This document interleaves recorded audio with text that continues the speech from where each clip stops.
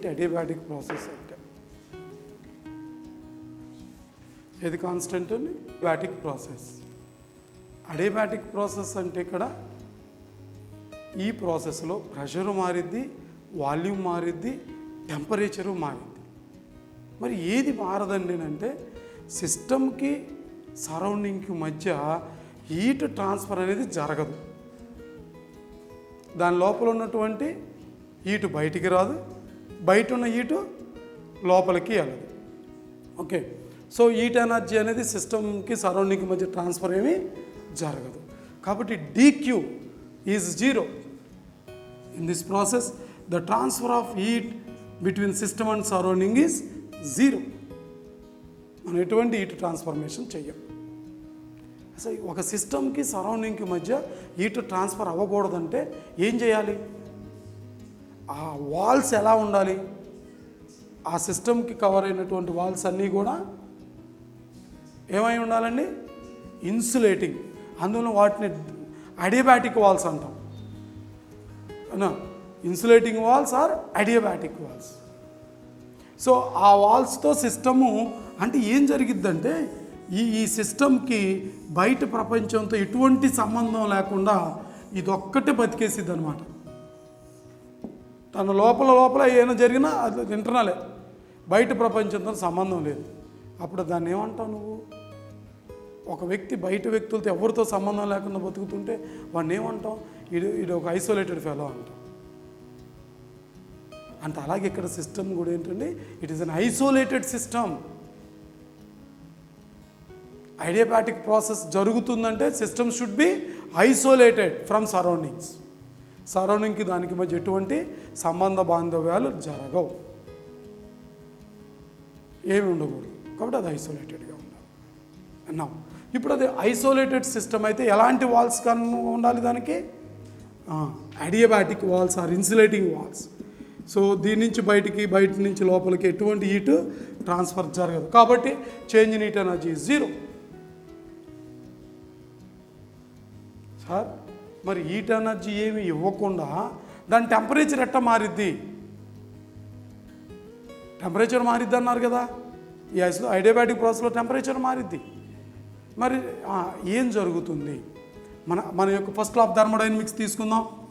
dQ is equal du plus dW. ఇగోండి, ఈ dQ value 0. So therefore du plus dW is equal to 0 in adiabatic process. Therefore dW or du is equal minus dW.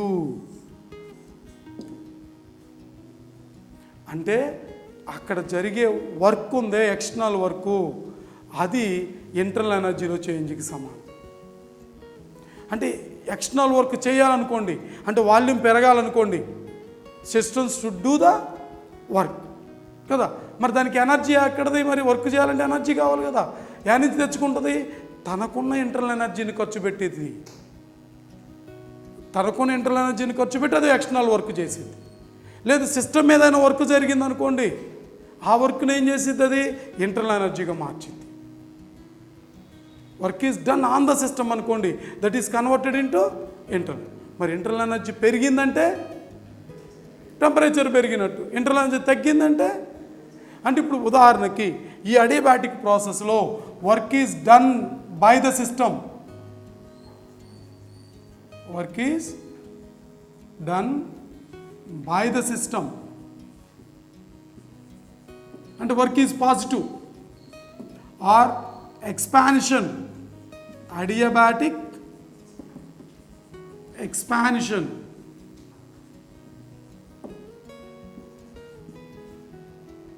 Adiabatic ప్రాసెస్లో expansion జరిగిందండి అంటే అప్పుడు work is done by the system. మరి అప్పుడు ఏం జరిగిద్ది? ఆ వర్క్ కావాల్సిన ఎనర్జీ ఎవరు ఇస్తారు? దానికి బయట నుంచి నువ్వు ఇవ్వలేదు కదా. కాబట్టి తన లోపల ఉన్న ఎనర్జీని ఖర్చు పెట్టి, అంటే అప్పుడు దాని ఇంటర్నల్ ఎనర్జీ డిక్రీజ్ అయింది. So adiabatic expansion or work is done by the system at the cost of its internal energy. తన ఎనర్జీని ఇంటర్నల్ ఎనర్జీని ఖర్చు పెట్టుకొని ఎక్స్టర్నల్ వర్క్ చేసింది. కాబట్టి ఇక్కడ నువ్వు అబ్జర్వ్ చేసినట్లయితే adiabatic expansion leads to A type of effect? ఏమైంది ఇప్పుడు? టెంపరేచర్ ఇంక్రీజ్ అవుతా డిక్రీజ్ అవుతా? ఇంటర్నల్ ఎనర్జీ ఖర్చు అయిపోయింది కదా, temperature decreases. Temperature decreases. That means it is a cooling effect.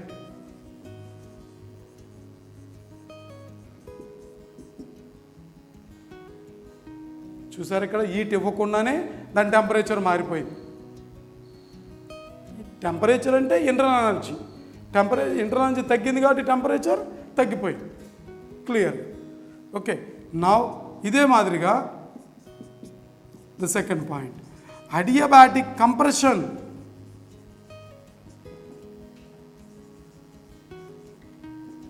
Compression అంటే ఏంటండి ఇది? Work is done on the system. Work is done on the system. ఇదేమవుతుందండి? లీడ్స్ టు ఏం జరిగింది ఇప్పుడు? Temperature increases. This is like a heating effect.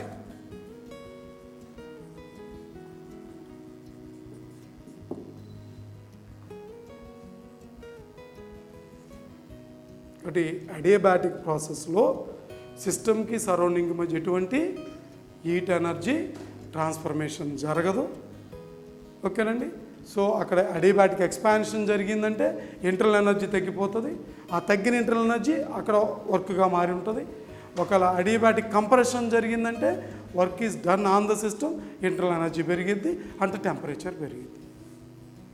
ఇక్కడ మీరు గుర్తుపెట్టుకోండి, ఈ ప్రాసెస్లో ఎంథాల్పీ కాన్స్టెంటు, హీట్ ట్రాన్స్ఫర్మేషన్ ఏమీ జరగలేదు కాబట్టి enthalpy of the system remains constant.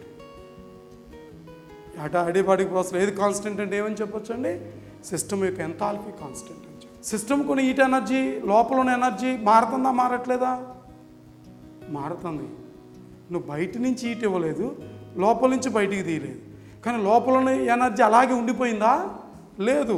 Work జరిగినప్పుడు కొంత ఖర్చు పెట్టింది ఆ ఎనర్జీని, అది కదా. సో కాబట్టి ఇక్కడ మీరు గుర్తుపెట్టుకోవాల్సిన విషయం ఏంటంటే, ఏది కాన్స్టెంట్ అంటే ఏది చెప్పాలండి? ఈ అడియాబాటిక్ ప్రాసెస్లో ఎంథాల్పీ కాన్స్టెంట్ అనాలి. సిస్టమ్కి సరౌండింగ్కి మధ్య హీట్ ట్రాన్స్ఫర్మేషన్ ఏమి జరగదని చెప్పాలి. DQ 0 అని చెప్పాలి. అందుకని దానికి ఉన్న ఎనర్జీ, హీట్ ఎనర్జీ కాన్స్టెంట్ అంటే అనకూడదు. దానికి ఉన్న ఎనర్జీ అంటే ఏంటి? సిస్టమ్కి ఉన్న ఎనర్జీ అంటే ఏమన్నాం మనం? ఆ ఇంటర్నల్ ఎనర్జీ ప్లస్ ఎక్స్టర్నల్. ఇక్కడ సిస్టమ్ అంతా కదలకుండా ఉంది, ఎక్స్టర్నల్ ఎనర్జీ ఏమీ లేదు, ఏదో మోషన్లో అలాగేమీ లేదు. కాబట్టి లోపల ఇంటర్నల్ ఎనర్జీ ఏమైనా కాన్స్టెంట్గా ఉందా? లేదు. దాని ఎనర్జీ కాన్స్టెంట్ ఎట్టాగంటాం అప్పుడు? ఆ వర్క్ చేయడానికి వాడు ఉంటుంది, లేదా వర్క్ చేసినప్పుడు దాని మీద అది ఇంటర్నల్ ఎనర్జీగా మారి ఉంటుంది. Okay. So now that is about the adiabatic process. మరి ఈ ప్రాసెస్లో ఈ వర్క్ డన్ కనుక్కోవటం ఎలాగా? ఈ internal energy, change in internal ఎనర్జీకి ఫార్ములా ఏంటి? ఏదో ఒకటి కనుక్కుంటే రెండోది వచ్చినట్టేగా. వర్క్ డన్ వాల్యూ కనుక్కున్నామంటే ఏమైనట్టు? మనకి చేంజ్ ఇన్ ఇంటర్నల్ ఎనర్జీ వచ్చినట్టేగా. సరే, ఏ ప్రాసెస్లో అయినా ఇంటర్నల్ ఎనర్జీలో చేంజ్ ఏమన్నావు నువ్వు? NCV/dt. కాబట్టి అది ఏ ప్రాసెస్ అయినా NCV/dt. మరి ఇప్పుడు ఏమవుతుంది? C అంటే R/γ-1, dt ఎంత? T2 - T1. This is change in internal energy. మరి వర్క్ డన్ ఎంత ఇప్పుడు? మైనస్. అప్పుడు T1 - T2 అవుతుంది అంతే. ఇంటర్నల్ ఎనర్జీ పెరిగిందంటే దాని అర్థం ఏమైంది? ఇది పెరిగితే వర్క్ డన్ నెగిటివ్, అంటే work is done on the system. Internal energy తగ్గిందని అంటే ఇది మైనస్ అయితే వర్క్ పాజిటివ్ అయింది, work is done by the system అయింది. ఓకేనండి. సో ఇదే వాల్యూలో work done is equal -du. That's why NR/γ-1 into T1 - T2. Ideal gas equation obey అయిద్దా లేదా? మనం తీసుకుంది ఐడియల్ గ్యాస్ అయితే ప్రాసెస్ ఏదైతే మనకెందుకు? ఎందుకు ఒబే అవ్వదు? Yes, PV is equal NRT అనేది ఒబే అయిపోతుంది.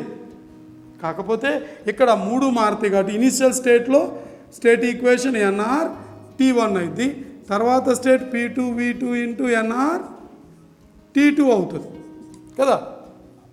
2 స్టేట్లోనూ ప్రెషరు, వాల్యూమ్, టెంపరేచర్లు 3 మారుతాయి కదా. కాబట్టి ఫస్ట్ స్టేట్కి ఐడియల్ గ్యాస్ ఈక్వేషన్ ఇది అవుతుంది, సెకండ్ స్టేట్లో ఐడియల్ గ్యాస్ ఈక్వేషన్ ఇది. ఇప్పుడు నువ్వు తీసుకొచ్చి దీనిలో ఇక్కడ సబ్స్టిట్యూట్ చేయి. ఇప్పుడు DW ఈజ్ ఈక్వల్ టు ఏమని రాయేసావు? నీ దగ్గర ఏముంది? NR by gamma -1 into T1 minus T2 ఉంది కదా. కాబట్టి ఇప్పుడు చూడు, ఎన్ఆర్ T1 అంటే ఏమని రాయొచ్చు? P1 V1. ఎన్ఆర్ T2 అంటే ఏమని రాయొచ్చు? P2 V2. కాబట్టి ఇప్పుడు 1 by gamma -1 into P1 V1 minus P2 V2. ఇది కూడా వర్క్ డన్కి ఫార్ములా అవుతుంది. టెంపరేచర్లు తెలిస్తే ఇనిషియల్ ఫైనల్ టెంపరేచర్లు వర్క్ డన్ ఎలా కనుక్కుంటాం. ఇనిషియల్ ఫైనల్ ప్రెషర్ వాల్యూమ్లు తెలిస్తే అడియాబాటిక్ ప్రాసెస్లో వర్క్ డన్ ఈ విధంగా కనుక్కుంటాం. దీన్ని మన ఇంటిగ్రేషన్ మెథడ్లో కూడా తీసుకురావచ్చు ఈక్వేషన్. అవి డెరైవ్ చేసుకొస్తే అదే అవుతుంది. ఓకే, సో మీరు బైపీసీ స్టూడెంట్స్ అయితే అదంత ఇబ్బంది ఫీల్ అవుతారని ఇలా ఈ విధంగా చెప్పుకోవచ్చు. మన యొక్క ఫస్ట్ లా ఆఫ్ థర్మోడైనమిక్స్ని ఉపయోగించుకొని దాని నుంచి DQ is equal DU plus DW, DQ 0 అయింది కాబట్టి DU వాల్యూవే మైనస్ DW, దాని నుంచి DW కొట్టుకున్నాను. ఓకే, నా ఇప్పుడు ఇక్కడ మనకి ప్రెషర్కి వాల్యూమ్కి మధ్య రిలేషన్ ఏముంటుంది ఈ అడియాబాటిక్ ప్రాసెస్లో? What is the relation between pressure and volume? The relation is adiabatic process PV power gamma is equal to constant. Okay అండి, PV power gamma is equal constant. అలాగే దాని నుంచి ప్రెషర్ టెంపరేచర్కి రిలేషన్ ఏంటి? ఇక్కడ ఈ వీని ఎలిమినేట్ చేయాలి. ఈ ఈక్వేషన్లో PV ఈజ్ ఈక్వల్ ఎన్ఆర్టీలో V ప్లేస్లో ఏం పెడతారు? ఎన్ఆర్టీ బై P అని రాయొచ్చు. ఇక్కడ V దగ్గర ఎన్ఆర్టీ బై P అని రాద్దాం. ఆ ఈక్వేషన్ చూడండి, P into NRT by P power gamma is equal to constant. అప్పుడు P power 1 minus gamma T power gamma is equal to constant. Again ఈ ఎన్ఆర్ పవర్ గామా ఇటు కూడా ఇటు వెళ్తే ఎన్ఆర్లు ఇటు కాన్స్టెంట్లు కాబట్టి ఇది కొత్త కాన్స్టెంట్ వచ్చింది. కాబట్టి P power 1 minus gamma into T power gamma is equal to constant. అలాగే ప్రెషర్, వాల్యూమ్కి, టెంపరేచర్కి ఈసారి Pని ఎలిమినేట్ చేద్దాం. P ఎలిమినేట్ చేయాలంటే అక్కడ ఎన్ఆర్టీ బై V రాయొచ్చు P దగ్గర into V power gamma is equal to constant. So ఇది T power 1 into V power gamma -1 is equal to constant. ఈ V power 1 ఉంటుంది, పైకి వెళ్ళిపోతే -1 అయింది. కాబట్టి T into V power gamma -1 is equal constant. PV graph గీసినట్లయితే curve వచ్చింది, కరువు. సో ప్రెషర్ పెరుగుతుంటే ఇక్కడ కూడా వాల్యూము తగ్గుతూ ఉంటుంది. కాకపోతే రిలేషన్ ఏంటంటే ఇక్కడ PV ఈజ్ కూడా కాన్స్టెంట్ కాదు, అది బాయిల్స్లా, అది ఐసోథర్మల్ ప్రాసెస్లో జరిగింది. ఇక్కడ PV power gamma is equal to constant. Gamma అంటే ఇక్కడ CP బై CV అవుతుంది. Or 1+2/F degree of freedom. DQ value ఎలా కనుక్కోవటం? ఇక్కడ ఇంటర్నల్ ఎనర్జీ అంటే NCV/dt. DQ ఎంత? మర్చిపోతే ఎట్టగా 0. అడియాబాటిక్ ప్రాసెస్లో DQ యాడ్ ఉంది, మన సిస్టమ్కి సరౌండింగ్కి మధ్య ఏమి ఇవ్వం కదా. కాబట్టి DU DW ఒకే వాల్యూ. కాకపోతే ఇది పాజిటివ్ అవుతుంది, నెగిటివ్. DQ అనేది 0.